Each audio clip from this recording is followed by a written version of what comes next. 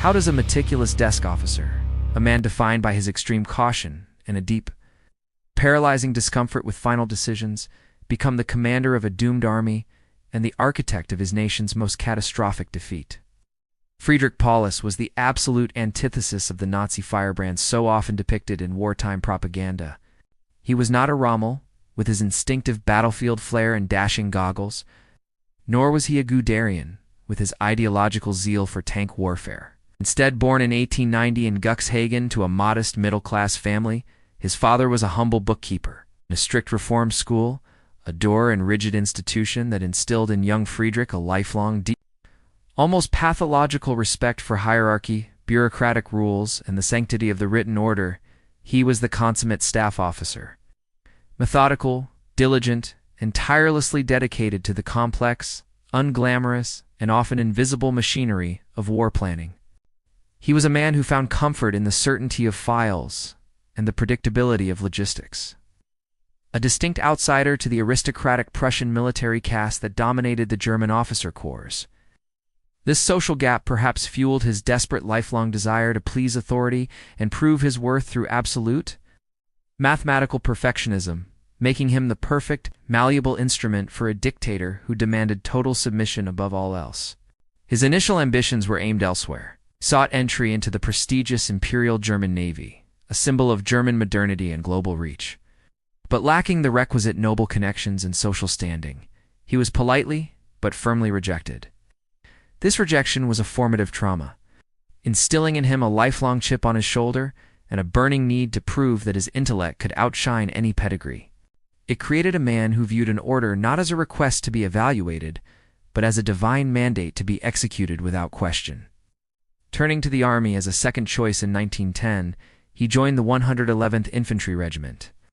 It was here, amidst the strict drills, polished boots, and regimented barracks life, that his talents for organization and his quiet, intellectual approach to military problems began to define him, setting him on a path that would lead him from anonymous planning offices to the frozen, a hellish epicenter of the Second World War. This exploration into the very heart of military obedience, historical irony, and the devastating cost of indecision is a complex and harrowing journey. If you find this kind of deep-dive historical analysis compelling and want to support our work in uncovering these intricate narratives, we would be incredibly grateful for your support. Please take a moment to like this video to help the algorithm find other history enthusiasts. Subscribe to the channel for more in-depth content just like this, and share it with anyone else who has a passion for understanding the past. Your engagement is the fuel that makes these investigations possible, so please hit those buttons and join our growing community of history lovers. Friedrich Paulus's career trajectory confirmed his innate talents as a logistician rather than a frontline warrior. He served ably, but his war was experienced almost exclusively as an adjutant or staff officer, coordinating the vital sinews of war from relative safety behind the front lines. His assignments took him to major theaters, from the trench-scarred landscapes of France to the rugged, frozen mountains of Serbia and Macedonia, where he served with the Alpine Corps. In every role, his performance was marked by thoroughness. He managed troop movements and drafted operational plans with mathematical precision, ensuring that men, horses, and ammunition arrived exactly where the schedules dictated, regardless of the chaos at the front. Yet, one critical element was conspicuously absent. He never held a direct field command. He never led a company or battalion in the visceral terror of a frontal assault, nor did he make life-or-death decisions under fire where the map does not match the terrain. His war was one of maps, timetables, and ink, a world of abstract calculations far removed from the blood, mud, and screams of the trenches. This lack of visceral command experience would leave a permanent gap in his military education, creating a commander who understood the academic theory of war perfectly but was estranged from its brutal, unpredictable reality. In the aftermath of Germany's defeat, the Imperial Army was eviscerated by the Treaty of Versailles, reduced to a token force of just 100,000 men. To be retained in this selective army was a mark of supreme competence, a Darwinian selection where only the intellectual elite were kept. And Paulus, the diligent staffer, easily made the cut. He was the kind of apolitical, professional officer the new force needed to rebuild its shattered doctrines and prepare for the future. Throughout the 1920s and 1930s, he specialized in motorized warfare, becoming a respected theoretical expert on the blitzkrieg concepts men like Guderian were championing. He ran war games and taught at staff colleges, impressing superiors with his logistics grasp and intellectual rigor. Yet a consensus emerged among his peers. He was slow but methodical, laboring over a problem until every variable was accounted for. This thoroughness, while admirable in a peacetime administrator, was a dangerous liability in the fluid chaos of war. It betrayed a core weakness. He lacked decisiveness. He was a man who could present 5 perfect options, but would agonize over choosing one, always preferring to defer the final burden of choice to a superior rather than risk a mistake that could mar his perfect record. He became known to some as Fabius, Cunctator, the delayer, a man who would study a problem to death rather than act on imperfect information. The architect of Operation Barbarossa, the largest and most destructive land invasion in history, was not the ranting Adolf Hitler, nor a swaggering general. The plan was drafted by a single man working in the shadows of the High Command, Friedrich Paulus. His role was not to question the moral why, but to solve the immense, terrifying how. While Hitler provided the monstrous vision of Lebensraum and the annihilation of the Soviet state, it fell to Paulus to translate that vision into an operational timetable.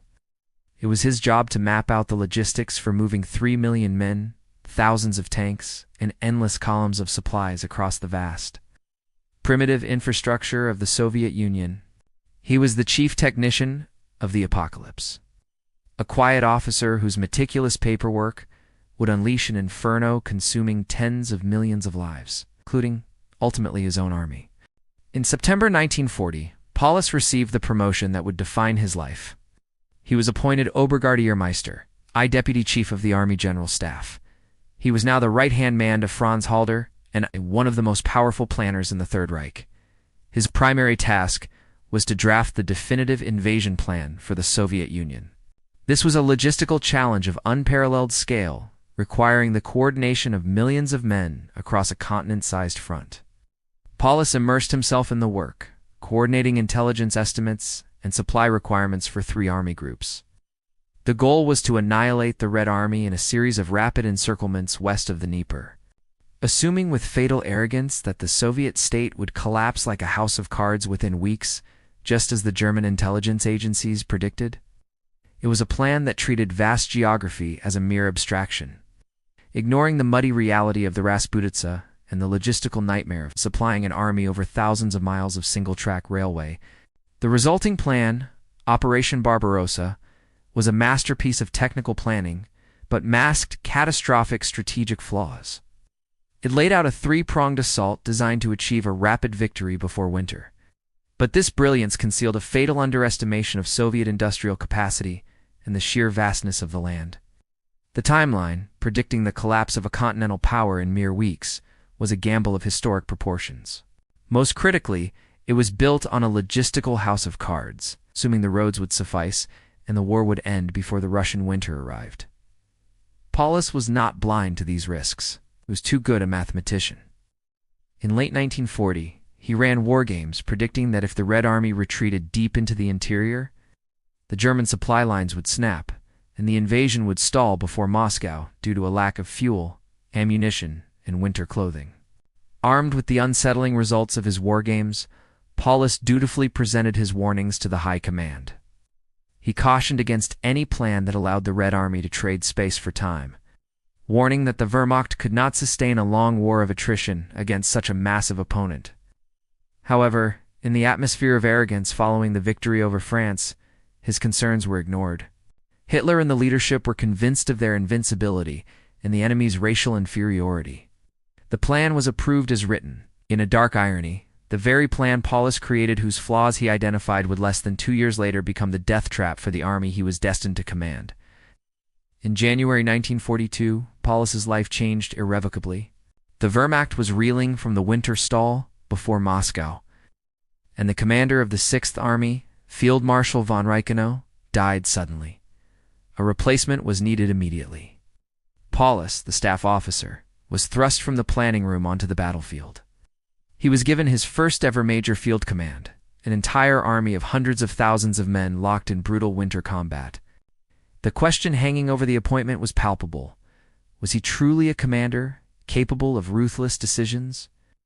Or merely a brilliant planner forced into a role for which he was temperamentally unfit? The decision to appoint Paulus came from the top. Hitler, distrustful of the old Prussian aristocrats, personally selected Paulus. He saw in him meticulous competence and, crucially, unquestioning obedience. Paulus was not a man to make trouble or challenge the Führer's genius. This selection alarmed the professional officer corps. Generals like Guderian knew Paulus lacked practical command experience. The pressures of commanding an army in the field were visceral and crushing, not intellectual. Paulus was about to receive his military education in the most unforgiving theater of war in history. Initially, Hitler's gamble seemed to pay off. In May 1942, the Soviets launched a massive offensive at Kharkov. Paulus, facing his first test, did not panic. We treated the battle as a geometry problem, coordinating a classic pincer movement. The result was a stunning German victory with over 200,000 prisoners taken. This victory was a disaster in disguise. It sealed Paulus' reputation with Hitler and gave him a surge of battlefield confidence that perhaps exceeded his actual abilities, leading him to believe he could manage the chaos of war as neatly as he managed his files. Emboldened, Hitler launched the massive summer offensive, Case Blue, with Paulus's Sixth Army as the spearhead. The strategic objective was the Caucasus oil fields, vital for the German war machine. To protect the flank, Army Group B was tasked with advancing to the Volga. Stalingrad was initially a secondary objective, a transport hub to be blocked. However, buoyed by easy victories, Hitler fatefully ordered Paulus to lead the charge toward the city that would become his tomb. Slowly shifting focus from the oil to the symbolic prize of the city itself, the Sixth Army reached the outskirts of Stalingrad in late August 1942. The Luftwaffe marked the arrival with a catastrophic air raid that reduced the city to rubble. The Volga itself seemed to burn as oil tanks ruptured, creating a hellscape of black smoke and orange fire that would define the 20th century, blocking out the sun and turning day into a perpetual, choking twilight. But the city was not empty. Stalin had issued his not a step back order, and General Chukov's 62nd Army was tasked with holding the city or dying. What Paulus expected to be a mopping-up operation transformed instantly. The rubble created by the bombing turned the city into a perfect urban fortress, a landscape of kill zones and strong points that defied German planning. The battle degenerated into Rettenkrieg, War of the Rats. The German doctrine of Blitzkrieg, designed for open country, was useless in this landscape. The fighting devolved into brutal, claustrophobic combat, where the front line was the wall between two rooms. Soviet General Chukov perfected the tactic of hugging the German lines, keeping his men so close that German air support could not fire without hitting their own troops. Paulus, the methodical planner, was trapped.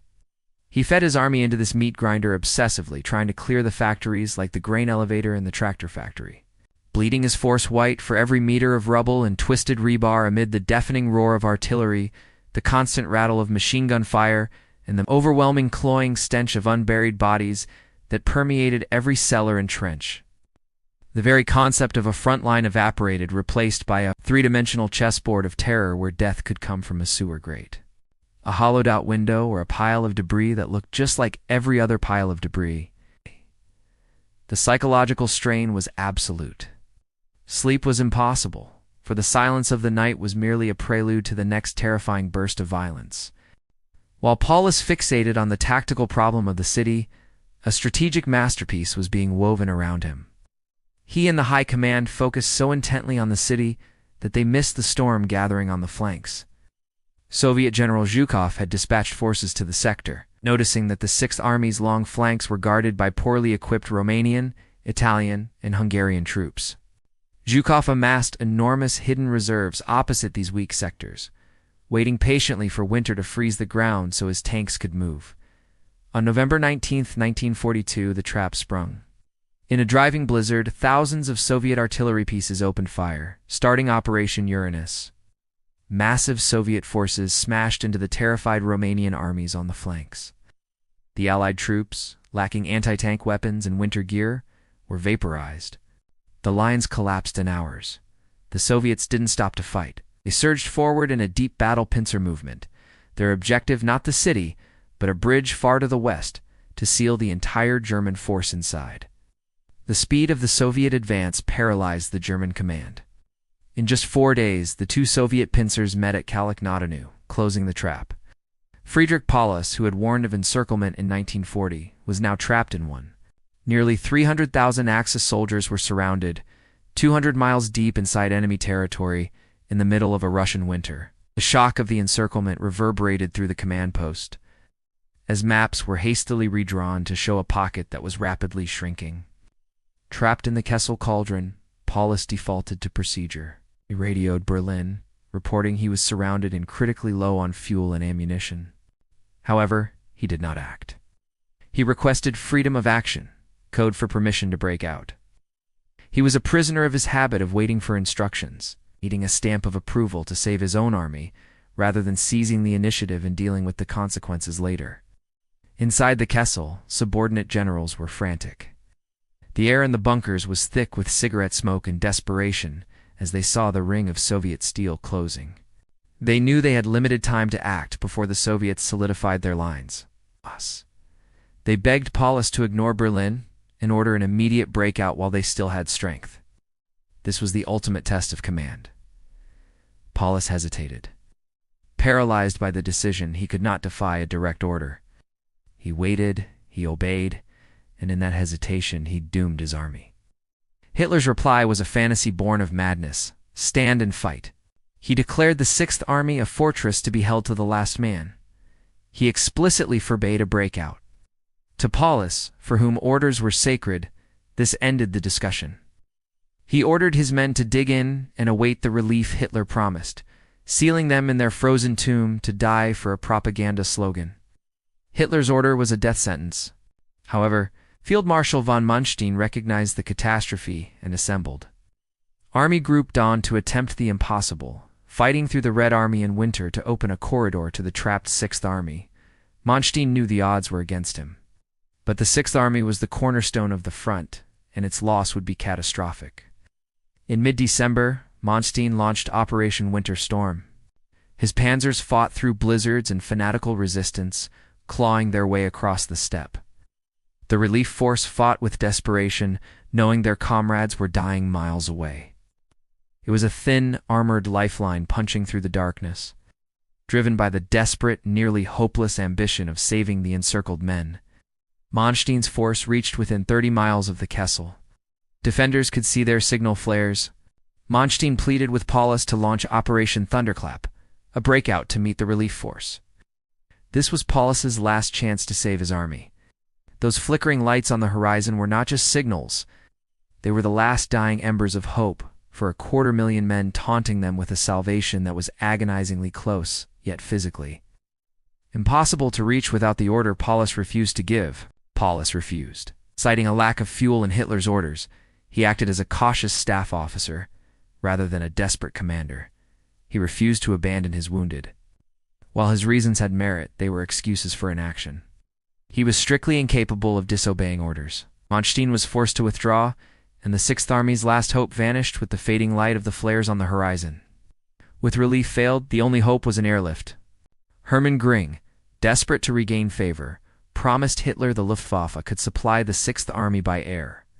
Ignoring warnings from his staff about the impossibility of the task, Göring sold a fantasy that Hitler eagerly accepted, dooming the men on the ground to a slow, agonizing death. The Sixth Army needed a minimum of 500 tons of supplies daily. Göring's promise was a murderous lie. The Luftwaffe was not equipped for this. They used obsolete planes in the worst winter in 50 years, flying against a well-organized Soviet air defense that slaughtered the slow-moving transports. The air bridge was a catastrophic failure. Hampered by blizzards and Soviet fighters, the Luftwaffe rarely delivered even 100 tons a day. As airfields were overrun, pilots dropped canisters that drifted away.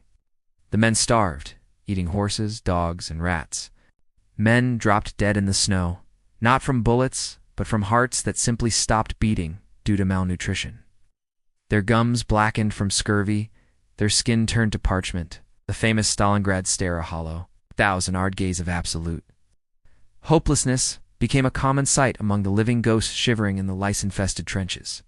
The cold was a physical weight, a predator that gnawed at exposed flesh and turned toes black with frostbite inside boots stuffed with newspaper and straw. Medical supplies had long vanished, meaning even minor wounds became death sentences, as gangrene set in with terrifying speed, turning living men into rotting corpses before they even stopped breathing. Paulus eventually reduced his messages to a single plea: we need bread. The failed airlift was a strategic catastrophe. The attempt cost the Luftwaffe nearly 500 transport planes and thousands of experienced aircrew. This crippling shortage would be felt for the rest of the war from Tunisia to Normandy. The fantasy to save the Sixth Army broke the logistical back of the German military. By late January 1943, the Kessel was split. The skeletal German soldiers, riddled with typhus and frostbite, fought in sewers and basements. On January 30th, Paulus radioed Hitler that collapse was imminent. A grim statement of fact from a broken man watching his command disintegrate into nothingness. Hitler's response was cynical. On January 31st, he promoted Paulus to Field Marshal. Paulus was the highest-ranking officer in the army, but the promotion was not an honor. It was a demand for suicide. Hitler believed no German Field Marshal had ever surrendered alive. The message was clear. Paulus was expected to find a hero's death to become a martyr and deny the Soviets a propaganda victory. But Paulus finally broke. Devout Catholic opposed to suicide, and disillusioned by the Bohemian corporal who had abandoned him, he refused to die for Hitler. His obedience found its limit not to save his army, but to save his own life. On January 31st, Soviet soldiers entered the headquarters in a department store basement. Amidst the filth, the stench of gangrene, and the overwhelming smell of unwashed bodies and death, they found the trembling, unshaven, and newly promoted Field Marshal, his uniform stained and his eyes wide with the incomprehensible reality that the Third Reich had finally abandoned him. He stood amidst the ruin of his headquarters, a broken symbol of German militarism, waiting to be led away by the very subhumans his ideology had sworn to destroy. The contrast was absolute, the pristine, if stained, rank insignia of a field marshal against the backdrop of a basement that had become a latrine and a morgue. The smell of unwashed bodies, stale tobacco, and impending doom hung heavy in the stagnant air, suffocating shroud over the end of the German ambition in the east. Paulus surrendered, becoming the first German field marshal to be taken alive. Hitler was apoplectic, screaming about cowardice. But for Paulus, the war was over, and his tragic afterlife began. Paulus was a trophy prisoner, held in relative comfort near Moscow while his men died by the thousands in brutal camps. The Soviets kept him healthy, intending to use him as a powerful political tool. He was a valuable pawn in the Cold War chess game that was already beginning to take shape, stark contrast to the nameless skeletons of his Sixth Army buried in the Russian steppe. He became a trophy in a gilded cage, treated with a calculated benevolence designed to sharpen the contrast with the brutal fate of his men. A psychological wedge driven between the commander and the commanded. For over a year, Paulus refused to cooperate, holding to his code of honor. However, the failed July 20th assassination attempt on Hitler and the execution of his friends broke his resolve. He realized the Germany he served was being destroyed by Hitler from within. Convinced Hitler was leading Germany to ruin, Paulus turned. He joined the Soviet-sponsored National Committee for a Free Germany, broadcasting propaganda urging German soldiers to surrender. To his former comrades, became Paulus the traitor. The Nazis retaliated by arresting his wife and family under Sippenhaft. Paulus had burned his bridges with his homeland, isolating himself further from the nation he once served. In 1946, at the Nuremberg trials, the Allied prosecution called a surprise witness. Hermann Göring screamed in disbelief as the name was announced. Friedrich Paulus walked into the courtroom. The shock was absolute. The man who planned Barbarossa was there to testify against his former superiors, looking like a ghost from the Eastern Front. His presence a physical manifestation of the German catastrophe, a walking corpse returned to haunt the men who had sent him to his doom. The silence in the room was deafening, broken only by the gasps of the defendants, who saw in Paulus the living embodiment of their own looming demise. Paulus's testimony was devastating. As the author of Barbarossa, he dismantled the defense that the invasion was a preemptive strike. He confirmed it was a pre-planned war of aggression, silencing the defense teams and shattering their narrative. His testimony fatally implicated Keitel and Jodl, contributing to their death sentences. Defense lawyers tried to paint him as a puppet, but his intimate knowledge of the planning was unassailable. Paulus was released in 1953, but was not allowed to go to West Germany. He was repatriated to Communist East Germany, a valuable asset who knew too much to be set free. Settled in a villa in Dresden, he became a propaganda tool for the East German state. He gave scripted lectures blaming Hitler and West Germany while praising the Soviet Union, living a life of comfortable, monitored captivity. In reality, he was a broken prisoner. Watched by the Stasi and separated from his family, he was haunted by the ghosts of his army. He had traded one totalitarian master for another. Living in a golden cage where his every word was scrutinized, his mail was read. And his freedom was nothing more than a cruel illusion designed to keep him compliant. He was a living ghost surrounded by the rubble of a new Germany that had no place for him, existing in a twilight world where his past was a crime and his future was a script written by his captors. He became a man hollowed out by history, a ventriloquist est dummy for a regime that despised what he once stood for, but found his name useful. History's judgment of Paulus is complex. Was he a victim of an insane order? A coward who saved himself? Or a pragmatist who finally saw the truth? He was the archetypal staff officer, brilliant at planning but crippled by indecision. His defining virtue, obedience, became the vice that destroyed his army. He could plan an invasion but could not disobey an order to save his men. His refusal to commit suicide was a personal defiance, not a professional one. It saved only himself, long after his army was lost, failed the ultimate test of a commander. Friedrich Paulus died in 1957 in Dresden, just as the last survivors of his army were returning. He died a man without a country, serving a regime that had destroyed his own. His legacy is that of the man who lost Stalingrad. It represents the fatal flaw of duty divorced from morality. His story is a warning of what happens when a methodical man follows monstrous orders without question. Even in death, he was controversial. Buried in West Germany. His name was used as propaganda in the East and a symbol of shame in the West. He remains a man without honor, an uncomfortable reminder of the catastrophic failure of the German military tradition, and the hollowness of its vaunted code of honor. To the West, he was the general who lacked the spine to disobey. To the East, a useful puppet who validated their narrative of liberation. In both stories, the man himself was lost. Paulus is the definitive allegory for the German officer corps' fatal bargain with Nazism. He proved that duty without a moral compass is a mechanism for atrocity. His failure to make the leap from officer to responsible human being sealed the fate of 300,000 men. He demonstrated that in a regime of absolute evil, professional competence is not a shield against moral culpability, but rather the very engine that drives the machine of destruction forward. He remains frozen in history at the moment of his surrender, a gaunt figure emerging from the basement. He was not a fanatic, but his diligence made him an effective tool for a criminal regime. His fatal obedience catastrophically annihilated an army.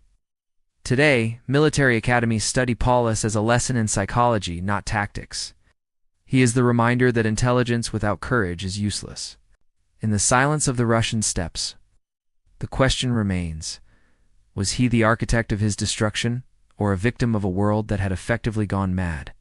His story stands as a monument to the catastrophic failure of moral courage, a testament to the fact that a man can be technically brilliant and yet spiritually hollow. It forces us to ask, at what point does professional duty become a moral crime?